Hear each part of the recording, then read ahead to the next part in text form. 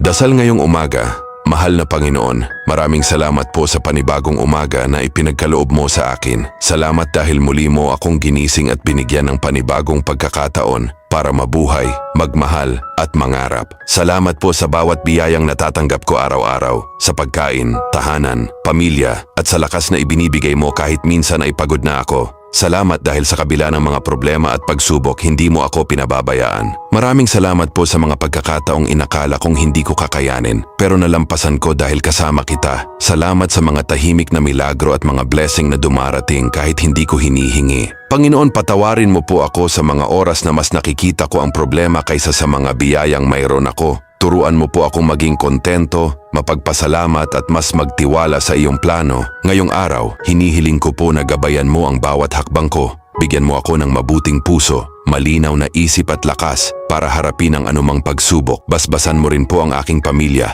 mga kaibigan at lahat ng taong nangangailangan ng pag-asa at tulong ngayon. Naway maging puno ng pagmamahal, kapayapaan at biyaya ang araw na ito. At anuman ang mangyari, pipiliin kong magpasalamat dahil alam kong kasama kita. Sa pangalan ni Jesus, Amen.